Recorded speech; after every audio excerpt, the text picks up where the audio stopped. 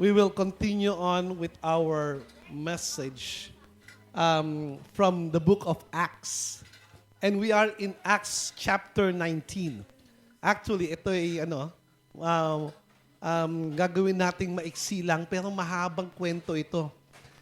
Ang totoo niyan, pagka binabasa mo ang Bible, minuto, segundo lang tapos na, di ba? Pero yung isang chapter, it goes on.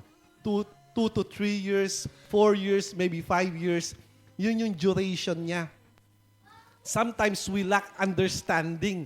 Gaano katagal yung mga binubuno nila. Like, nandito ngayon si Pablo sa Epeso.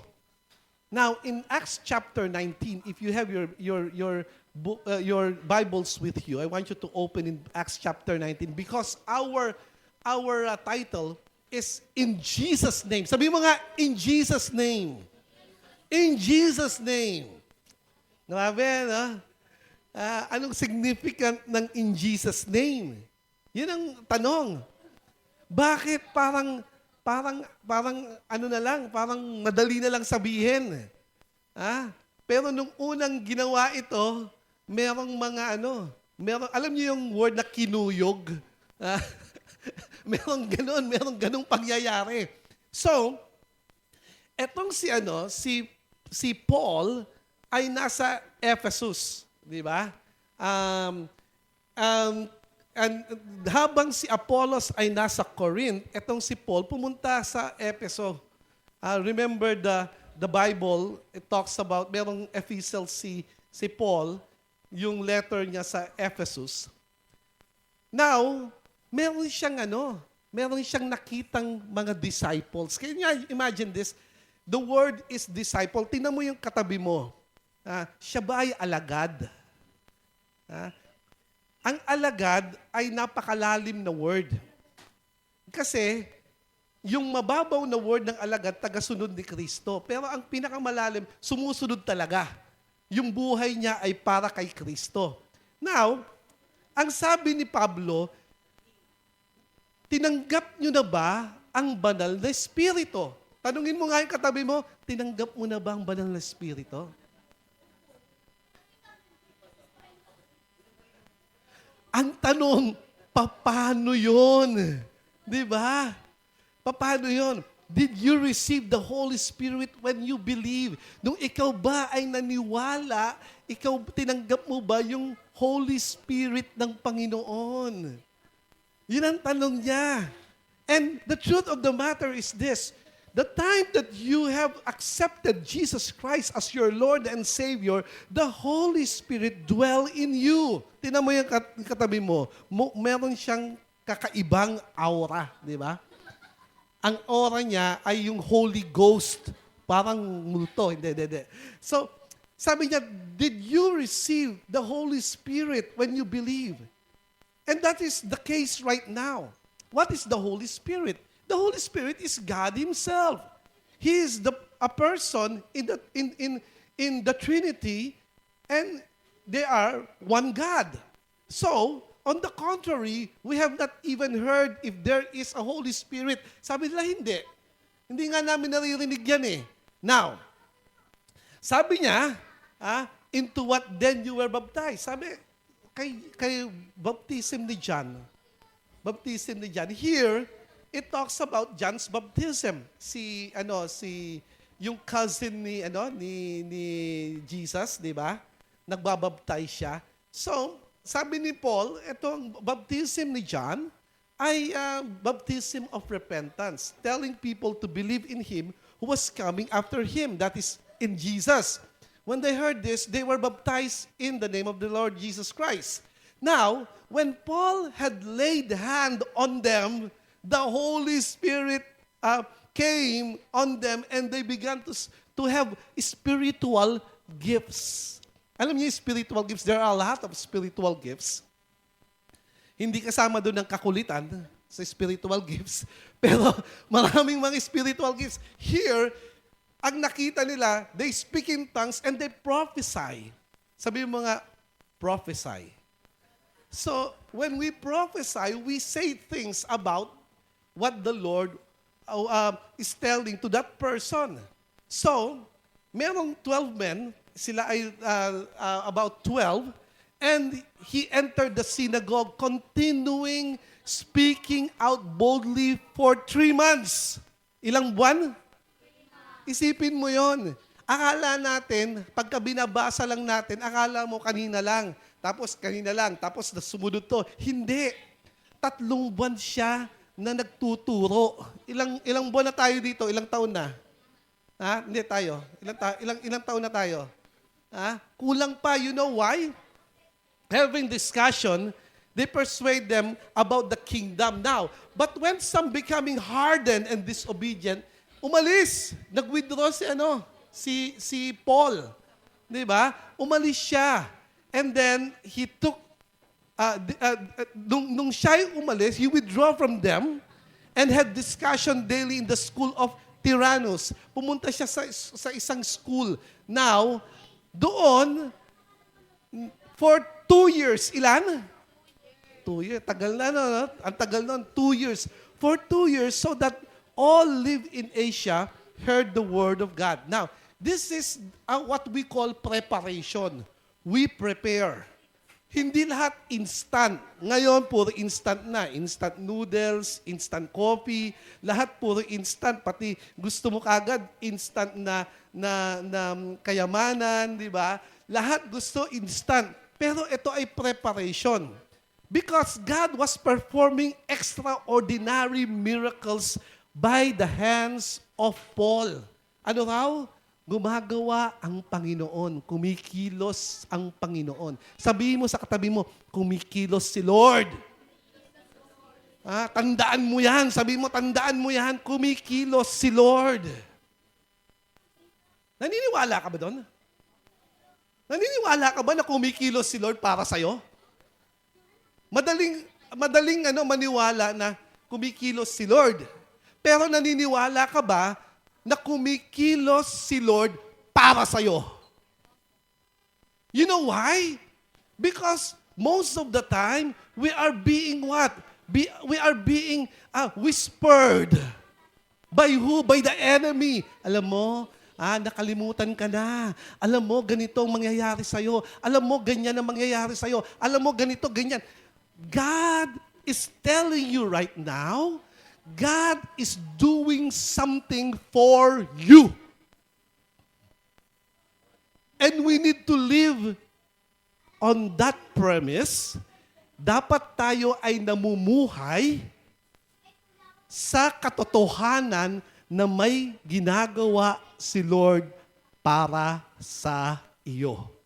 At para sa iyo lang. Sabihin mo nga sa katabi mo, may ginagawa si Lord para sa akin. At dapat naniniwala tayo doon. Now, the next verse, in verse 12 and in verse 13, it talks about what? It talks about the miracles involved. Hindi nila makontain ang miracle na ito. That even handkerchiefs, aprons, they were carried away and the evil spirit left them. Now, but also, some of the Jewish exorcists, ito yung mga nagpapalayas ng masasamang espiritu. They attempted the word in Jesus' name. Ito na yung word in Jesus' name.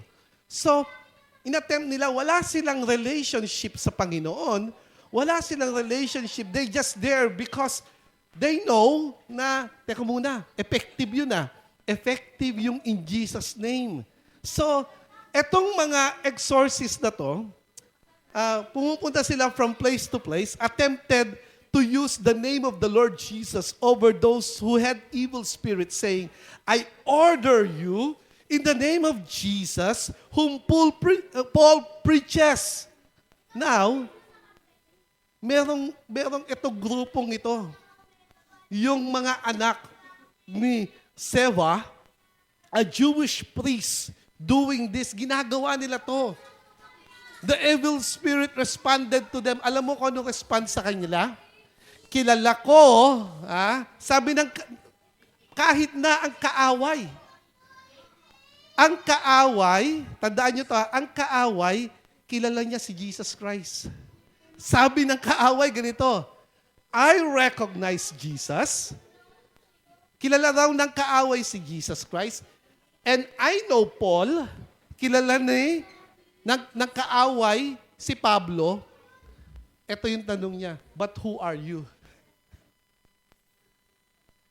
There is power in the name of Jesus Christ.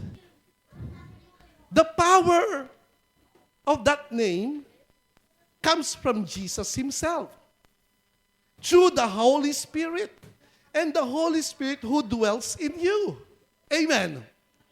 Without the Holy Spirit that dwells in you, even the enemy will not recognize you. Hindi ka kilala. Kilala ka ba ng kaaway? Makikilala ka ng kaaway kung nandoon ang banal na espiritu sa'yo. And the enemy will not dare touch you. Alam niyo ba yon? Alam niyo ba na kung meron tumingin sa'yo na kaaway at tinignan ka, sila mismo ang lalayo sa'yo? Bakit? Bakit ganon? Kasi yung banal na espiritu na nasa sa akin at nasa iyo ay makapangyarihan dahil siya ang Diyos. If you do not know that, think again.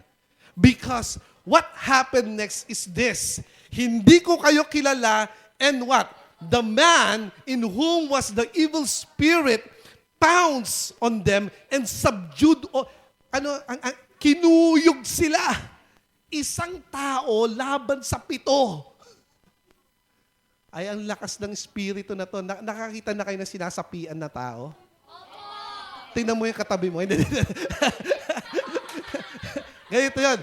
Nakakita na kayo ng ganon? Alam mo, napakalakas nun.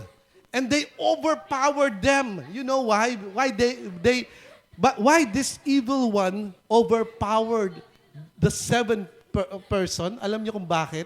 Ha? Because the Holy Spirit was not with them. Kailan mo nararamdaman ang banal na espiritu? Pagka ikaw ay nakakaramdam ng tinatawag na kapayapaan sa gitna ng mga kaguluhan sa mundo. Kailan ka nakakaramdam ng banal na espiritu sa buhay mo? Kapag ikaw ay hindi natatakot kahit na ano pang ibato sa'yo ng mundo. Kailan mo nararamdaman na ang banal na espiritu ay nasa sa'yo? Kapag gusto mong gumawa ng mabuti kahit na nasa gitna ka ng kalokohan.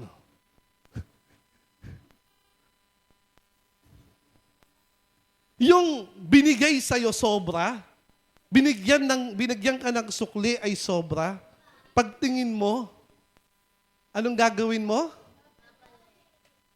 Yung meron kang kapayapaan na magbalik, sobra po yung binigay mo sa akin. Yung hindi ka magsisinungaling sa kapwa mo. Bakit? Kasi alam mo na ang banal na espiritu ay nasa sayo. Yung hindi ka nahihiya, makipag-usap. Alam mo ang hiya, galing sa demonyo yun. Pag nahiya ka, galing sa demonyo yun. So, yung hindi ka nahihiya makipag-usap, dahil alam mo na ang banal na espiritu ay nasa sayo. Ano nangyari? Hinubaran sila at sila ay maraming mga sugat. So, lahat ay natakot. Bakit? Hindi mo pwedeng basta-basta gamitin ang yung in Jesus' name kung wala sa iyo ang banal na espiritu ng Diyos. Amen!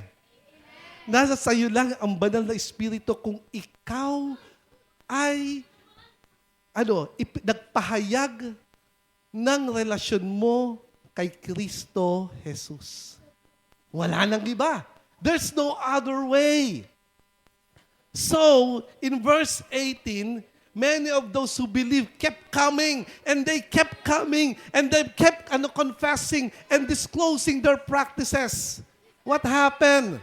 And many of those who practice magic brought their books. Alam niyo ba yung mga gamit ng mga espiritista?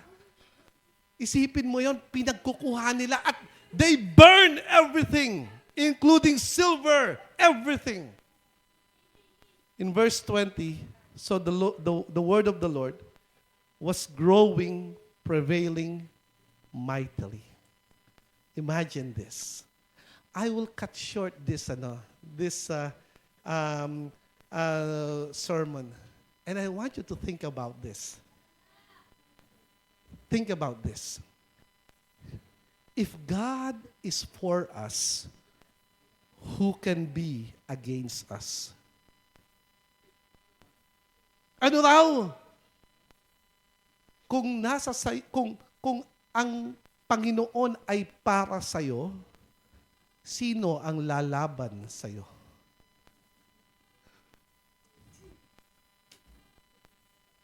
That is why, if you are a Christian, you can laugh. You can laugh, actually, even on death. Sabi, death, where is your sting? Oh, death, where is your sting? You can actually laugh. Anong ibabato ng kaaway sa'yo? Ano yung kaya niyang ibato? Hindi. Ang kaya niyang ibato sa'yo, alam mo kung ano? Yung kahihiyan mo. Ang kaya niyang ibato sa'yo, alam mo kung ano? Para matakot ka. But you can sarcastically laugh about it. Ha ha ha ha. Diba? It sounds sarcastic, but it's true. You know why?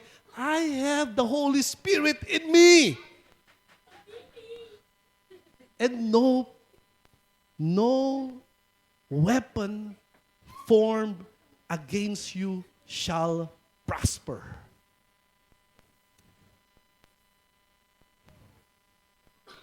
It's only through Jesus Christ. In Jesus' name. In Jesus' name, we will prevail. In Jesus' name, you will succeed. In Jesus' name, we will be victorious. Amen. Palakpakan natin ang Panginoon. God bless you. God bless you.